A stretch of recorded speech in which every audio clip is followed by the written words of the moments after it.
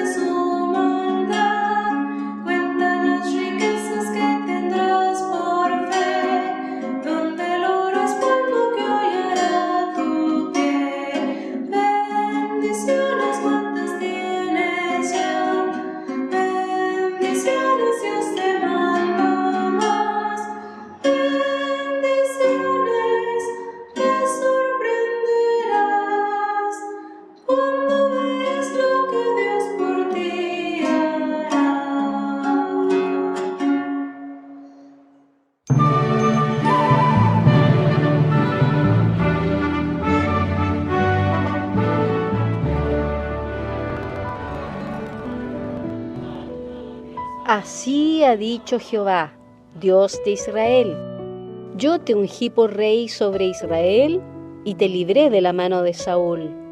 Yo te di la casa de tu señor y las mujeres de tu señor en tu seno. Además de esto, te di la casa de Israel y de Judá. Y si esto es poco, yo te añadiré tales y tales cosas. ¿Por qué, pues, tuviste en poco la palabra de Jehová, haciendo lo malo delante de sus ojos? A Uría Eteo heriste a cuchillo, y tomaste por tu mujer a su mujer, y a él mataste con el cuchillo de los hijos de Amón. Por lo cual, ahora no se apartará jamás de tu casa la espada, por cuanto me menospreciaste, y tomaste la mujer de Uría Eteo para que fuese tu mujer.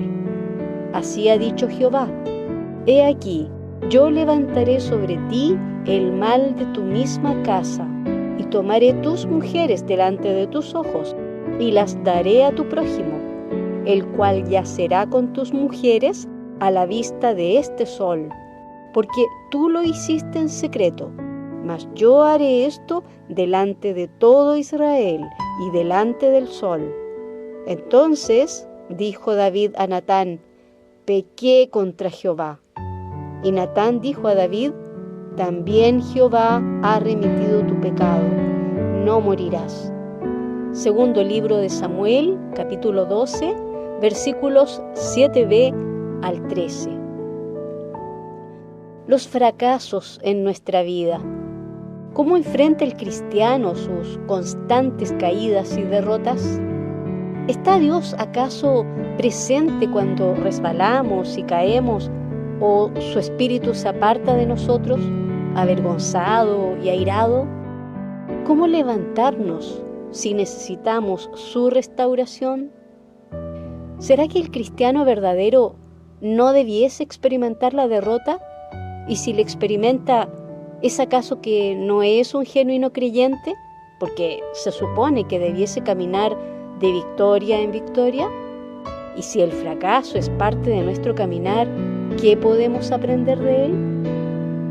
En nuestra presente edición estaremos atendiendo a una meditación que a todos nos concierne, ya que nos hace confrontar nuestra insuficiencia y debilidad humana, y nos brinda un mensaje de esperanza en Cristo, nuestro Salvador, mediador perfecto ante el Padre y restaurador personal.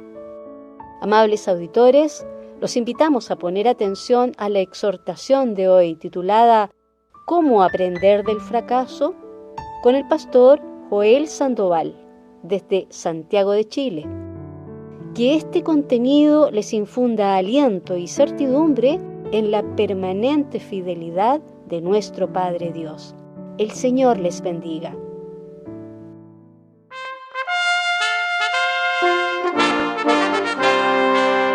Y nosotros no hemos recibido el espíritu del mundo, sino el espíritu que proviene de Dios.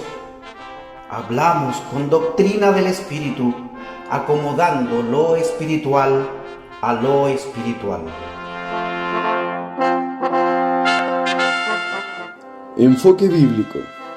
Examinando el mundo en nuestros días a la luz de las Sagradas Escrituras. Un podcast de la Iglesia Metodista Independiente de Chile. Enfoque bíblico. Un nuevo espacio del Ministerio IMI Radio Chile que usted podrá encontrar en nuestros canales de Facebook y YouTube. Le invitamos a estar atentos a las series que se transmitirán.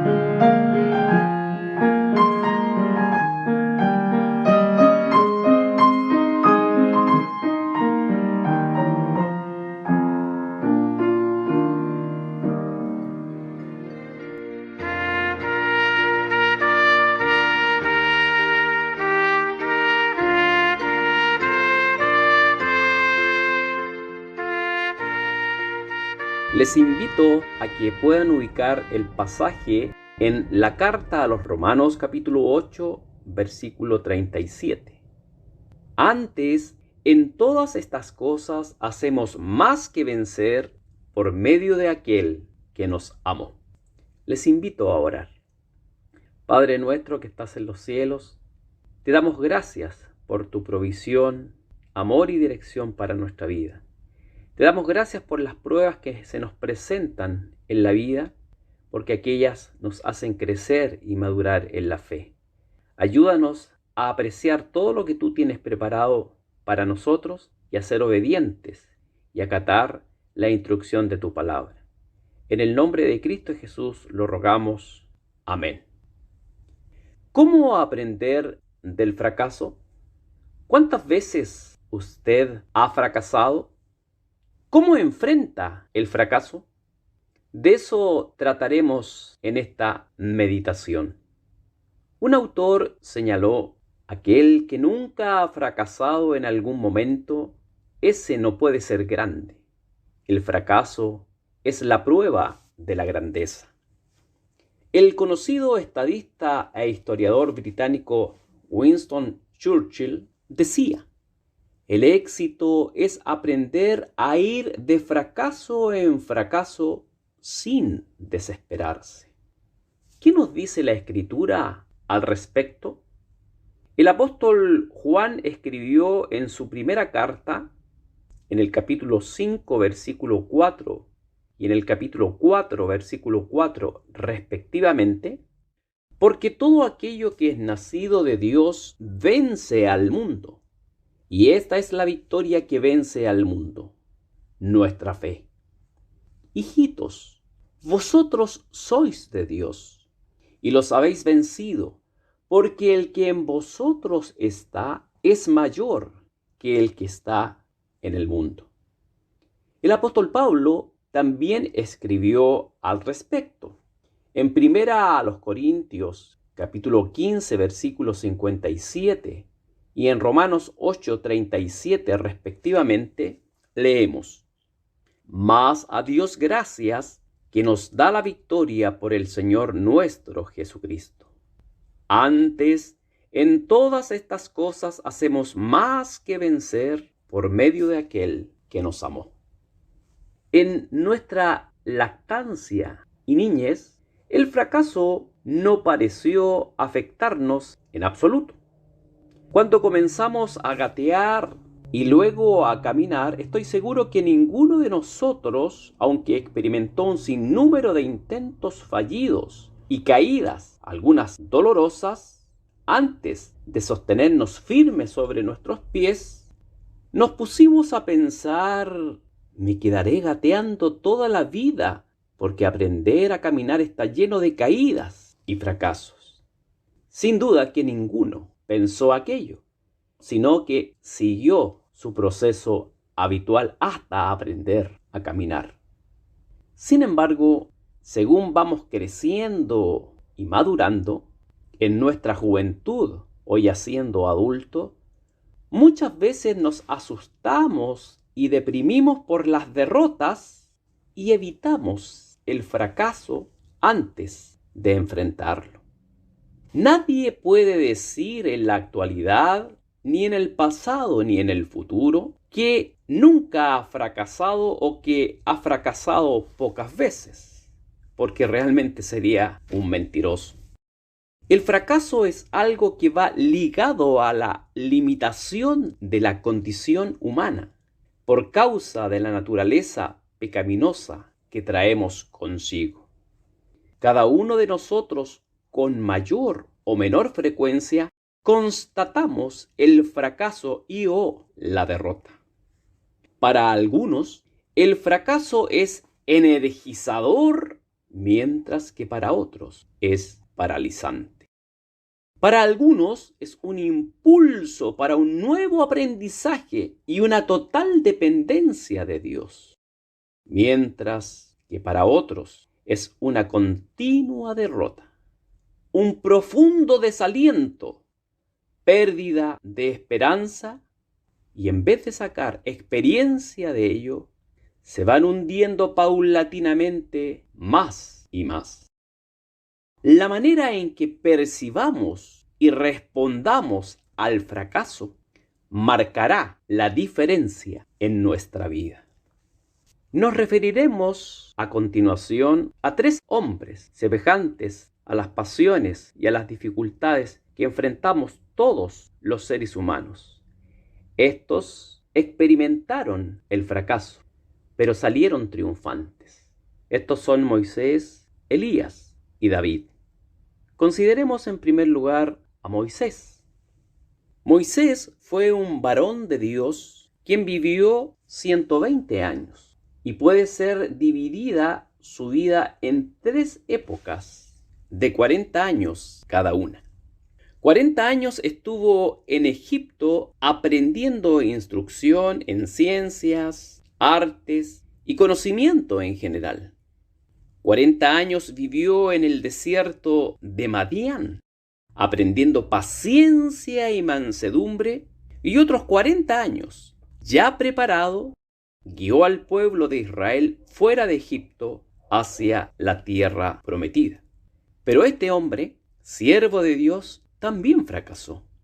El primer fracaso o caída lo cometió cuando mató al egipcio que hería al israelita, estando el pueblo de Israel en esclavitud bajo los egipcios. Fue un error del patriarca no preguntarle a Dios si había llegado el tiempo de luchar por la libertad. Por ello, Dios le enseñó mansedumbre, paciencia y templanza en el desierto de Madián cuidando ovejas. La segunda caída la sufrió yendo de un extremo a otro cuando Dios le llamó desde la zarza ardiendo para que fuese a libertar a su pueblo, ya que había llegado la hora en el plan de Dios. En aquella instancia se excusó tanto que Dios hubo de darle la ayuda de su hermano Aarón, lo que le restó parte de la gloria como caudillo. La tercera caída la tuvo en Meriba, no dando la honra a Dios a los ojos del pueblo, sino hiriendo la roca con ira, mostrando de alguna manera su orgullo y sentido de suficiencia. La consecuencia de su desobediencia fue, como dice la Escritura, tú verás la tierra con tus ojos, pero no entrarás en ella. Luego, la Biblia nos señala que este siervo de Dios, Moisés, murió en la cumbre del monte donde Dios enterró sus restos. Dios en el desierto le enseñó a vencer su impetuosidad e impulsividad. En Meriba le enseñó a no confiar en su autosuficiencia y a hacer ver su orgullo. Dios fue moldeando su carácter y por ello llegó a ser el hombre más manso de la tierra y el caudillo de Dios. De cada situación en donde el Pentateuco relata su vida, podemos extraer enseñanza. En segundo lugar, consideremos al profeta Elías.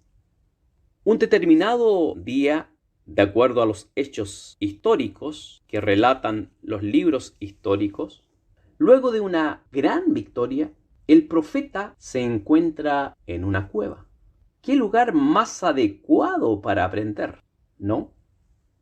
Elías había enfrentado hacía poco a 450 profetas de Baal, profetas paganos y de un número bastante considerable. Además, por su oración no había llovido sobre la tierra bajo el reinado del rey Acab durante 3 años y medio. Cuando la perversa mujer Jezabel, esposa del rey Acab, le amenazó con quitarle la vida, le sobrecogió el temor que no supo manejar y se sintió acabado y derrotado antes de enfrentar a su opresora. Dios lo contempló y lo siguió. Lo alimentó a través de un ángel y luego lo dejó dormir, pues le quedaba un largo trayecto por recorrer. Notemos cómo lo trató Dios, como a un niño malcriado.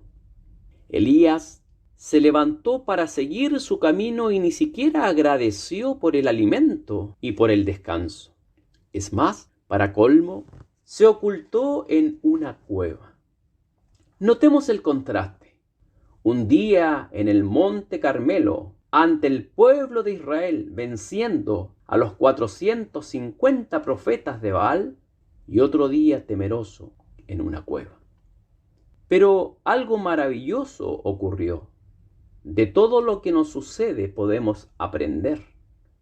Un silbo apacible reveló la presencia de Dios. Viéndole en ese estado, le pregunta al profeta: ¿qué haces aquí, Elías? Notemos la pregunta.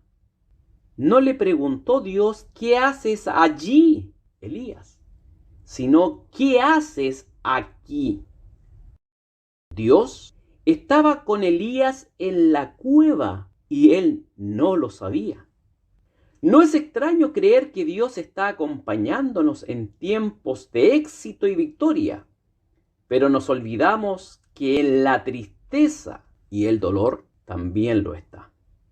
Está cuando le honramos con nuestra vida pero también está cuando pecamos contra su majestad divina.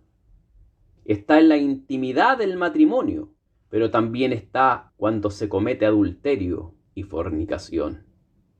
Elías fue testigo de la presencia de Dios con él cuando en el monte Horeb consumió por fuego el holocausto que le fue presentado y cuando degolló a los profetas de Baal. También cuando revivió al hijo de la viuda de Sarepta, o cuando corrió más rápido que los carros del rey Acab.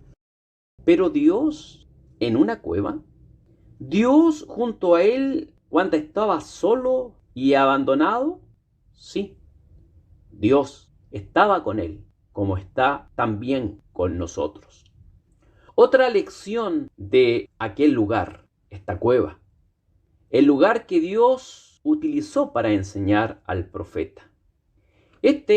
Podemos considerar un lugar maravilloso desde un punto de vista bíblico para que descubramos que somos amados de Dios bajo cualquier circunstancia y en cualquier lugar. Uno de los grandes regalos del fracaso es que reconocemos que somos amados y valorados por Dios aún en los lugares más inesperados. Si estamos en una cueva, no hay acción humana capaz de sacarnos de allí.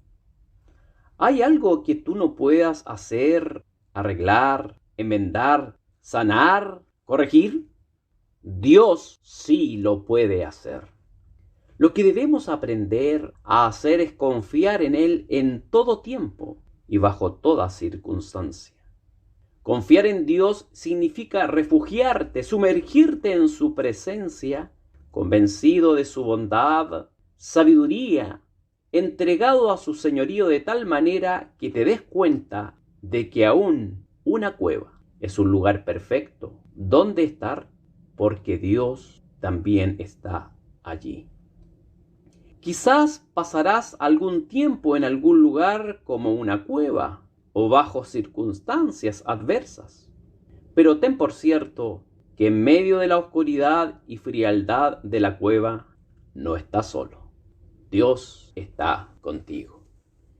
Consideremos en tercer lugar al rey David. David sabía realmente lo que era el fracaso. Lo experimentó en gran parte de su vida. Pasó cerca de 10 años corriendo por su vida en el desierto. Desde la perspectiva humana y natural, parecía que las promesas de Dios para él nunca se realizarían. Aprendió allí, en medio del dolor y de la prueba dura, a fortalecerse en Jehová su Dios, como usted lo puede corroborar en el libro 1 de Samuel, capítulo 30, del versículo 1 al 6. Aprendió a lidiar con sus fracasos, enfrentando honestamente su desaliento y su desánimo. En particular, el Salmo 142, versículos 1 y 2, se refieren a ello, y muchos otros salmos. Fijémonos que en medio de su fracaso, Dios le permite quejarse, lamentarse, clamar, gemir y gritar su dolor. Algunos creyentes esconden el desaliento y la derrota, otros lo disfrazan con falsas sonrisas y otros simulan viviendo una irrealidad. El fracaso no debe avergonzarnos. El fracasar no te hace un fracasado. Solo estás experimentando una situación donde Dios no permitirá una prueba que no podamos soportar. Cuando David se fortaleció en Dios, aprendió otra lección en medio de la angustia. ¿Cuál fue esta? Tomar acción, buscar la voluntad de Dios e inquirir cada paso que debía dar. David se levantó y buscó respuestas. No se quedó pasivo. Cuando estamos desalentados y preocupados por algún fracaso, lo más destructivo es no hacer nada. quedándome en mi amargura y frustración, no conseguiré sino hundirme cada vez más en mi tristeza y depresión. La mejor alternativa que nos indica y señala la Biblia con su autoridad es tomar la acción correcta, dirigida por el Espíritu Santo, y enfrentar honestamente nuestra situación ante Dios. Si es pecado, pecado. Si es falta contra Él, falta. Si es desconfianza, relatar dicha situación ante Dios. Y además de ello, reconocerlo y pedirle perdón por nuestro pecado, sea este el caso, o por nuestra débil fe frente a una prueba dura. Eso sí, debes saber que si has pecado contra Dios y Dios te está disciplinando, Dios te perdonará, pero la consecuencia de tu pecado quedará. Hemos visto en esta oportunidad 3 ejemplos bíblicos: Moisés, Elías y David, quienes experimentaron el fracaso y no se avergonzaron. La dolorosa experiencia del fracaso puede ser el mayor motivador de tu vida. Otra lección que podemos extraer de esta enseñanza es tomar el tiempo necesario y tener el valor de aprender del fracaso, porque está ligado al aprendizaje, al desarrollo y a la madurez de nuestra vida. Tratar y fracasar, aprender del proceso y tratar otra vez resulta mejor que esperar por la perfección total en el primer intento. El lugar que Dios emplee para enseñarnos, sea esta aún inclusive una cueva, y mostrarnos sus planes y voluntad, es el que Él en su sabiduría tiene preparado para nuestra madurez espiritual. Dios nos ayude y su Santo Espíritu nos dirija para siempre conducirnos conforme a su palabra. Oremos. Te damos gracias, Padre Celestial, por las pruebas, por los fracasos, por las adversidades que enfrentamos en nuestra vida cotidiana. Sabemos que si te amamos, todas las cosas nos ayudan a bien. Enséñanos a ser agradecidos y a darte la honra y la gloria. Y aquellas cosas que no entendemos, sabemos que cuando estemos en tu presencia, muchas de esas situaciones las podemos entender a cabalidad. Gracias porque tú eres fiel, porque tu palabra es cierta y verdadera. Ayúdanos a aferrarnos siempre a ella y a crecer y a madurar y a ser de bendición para este mundo y para gloria de tu nombre. Lo rogamos en el amado nombre de nuestro Señor y Salvador Jesucristo. Amén.